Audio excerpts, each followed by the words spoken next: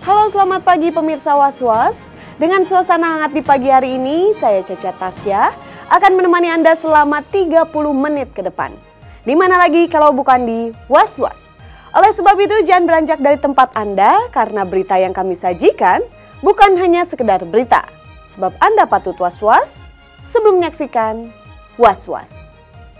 Sidang lanjutan proses perceraian Risty Tagor dan Stuart Collin akan kembali digelar beberapa jam lagi. Namun jelang persidangan, apa yang membuat Risty geram terhadap Stuart? Sementara itu, dalam usia kandungan yang mencapai 6 bulan, ternyata Risty masih membanting tulang untuk mencari nafkah. Benarkah demi mengumpulkan biaya untuk persalinan, Risty rela menjual nugget buatannya sendiri? Lantas benarkah pula semenjak Stuart meninggalkan Risty, Stuart sudah lepas tanggung jawab terhadap Risty dan calon buah hatinya? Pemirsa, mari kita simak liputannya berikut ini.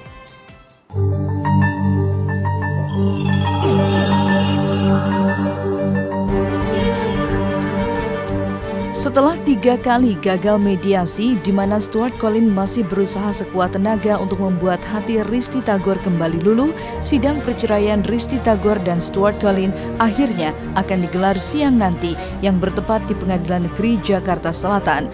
Namun jelang persidangan, apa yang membuat Ina Rahman, pengacara Risty Tagor, merasakan ada keganjalan pada penentuan tanggal sidang? Benarkah ada kesan bahwa sidang Risty dan Stuart sempat diulur-ulur? Lantas benarkah Risty Tagor geram dengan hal ini? Yang menjadi keanehan buat saya itu adalah ketika surat panggilan untuk Stuart Collin itu tanggal 30 November.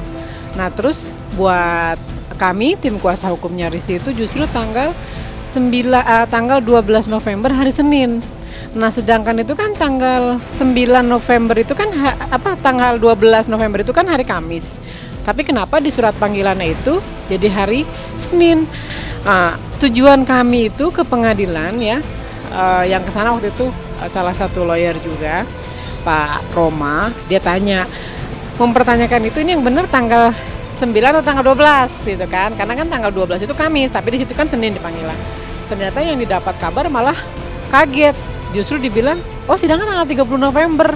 Nah, daripada saling menyalahkan antara panitera dan jurusita, ya sudah, kita ambil win-win solution aja, ngadep ke majelis hakimnya, ini mau sidangnya kapan?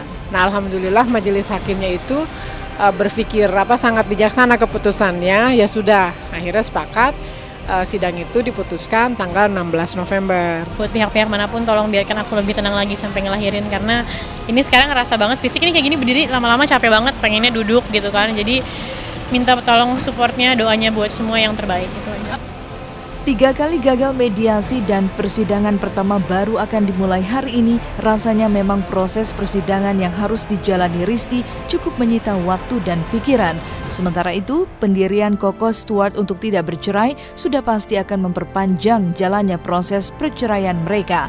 Lalu benarkah Risty dibuat makin khawatir karena persidangan baru saja mau dimulai sementara kondisi buah hati dalam kandungannya baru mencapai berat 1 kilogram?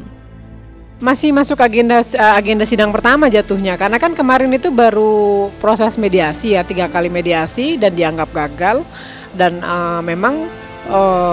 jadi memang lama di proses mediasi itu. Kalau misalnya nanti dari pihak Stuart masih tidak mau menceraikan, ya gugatan, jawaban, replik juga kurang lebih akan makan waktu 2-3 bulan. Tadinya kecil banget, tadinya cuma 300 gram, ini udah dia naik. makan sesuap 2 suap tadinya, sekarang mah udah bagus. Naik berapa suap? Enggak, belum kilo, sekarang baru 700 gram. Jadi masih banyak banget yang harus diinin, karena aku hamil ini baru naik 5 kilo. Sementara Arsen hamil sampai 24 kilo waktu Arsen. Ya turut perhatiin juga, soalnya kan di situ juga ada anak aku juga ya. Jadi ya mudah-mudahan kondisi dia cepat membaik lagi supaya anaknya nggak kenapa-napa. Seorang ibu hamil yang usia kandungannya sudah hampir 7 bulan sejatinya memang harus lepas dari segala beban pikiran, apalagi sampai merasa depresi. Namun keadaan inilah yang sepertinya harus dialami Risty karena proses perceraian yang bertepatan dengan usia hamil tua.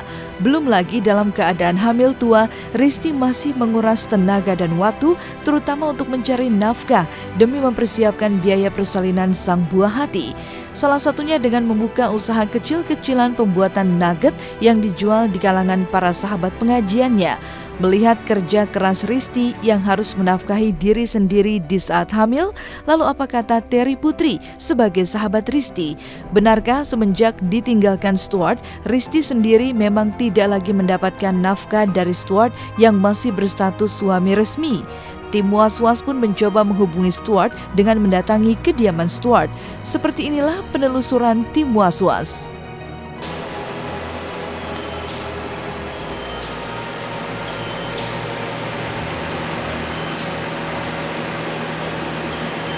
Risti kan juga lagi mulai bisnis bikin-bikin nugget, ya kan harus nyari duit buat biaya lahiran. Siapa yang mau biayain?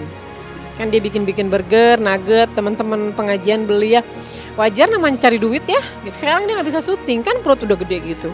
Kalau aku sih nggak apa-apa ya, Risti butiknya jalan, bajunya jalan lainnya. Terus juga dia usaha apa aja yang penting halal, dia bilang gitu. Aku malah respect orang kayak gitu, respect gitu.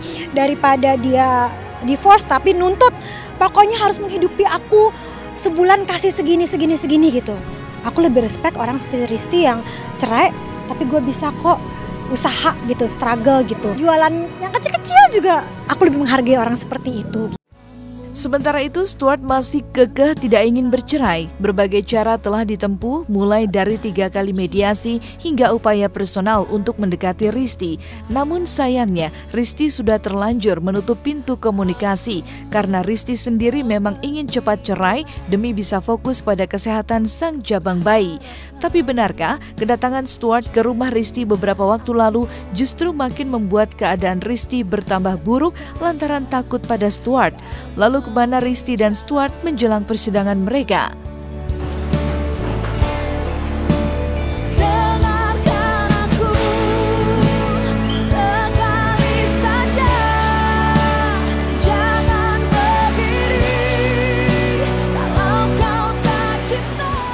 Berapa kali Stuart kan berapa kali datang ke rumahnya, berusaha 2 kali udah datang. Nggak ada datang 1 kali itu, tapi dia nggak ketemu sama Risti karena Risti lagi di waktu itu di Senayan City ya. Pas lagi ada apa sih, nggak tahu ada kegiatan apa. Lagian juga dia datang kan nggak permisi, nggak telepon, nggak ngasih tahu mau datang, jadi ya begitu. Waktu Stuart datang ke sana itu sebenarnya sih bukannya ketakutan ya, tapi tuh Risti tuh khawatir sekali.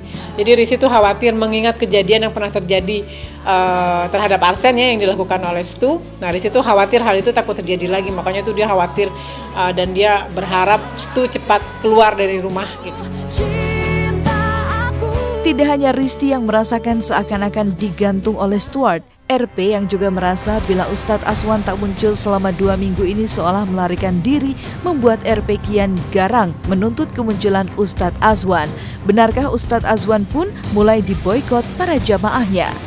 Kalau bisa sih kita sama-sama lah duduk bareng gitu ya, membicarakan masalah ini secara baik-baik, secara kekeluargaan.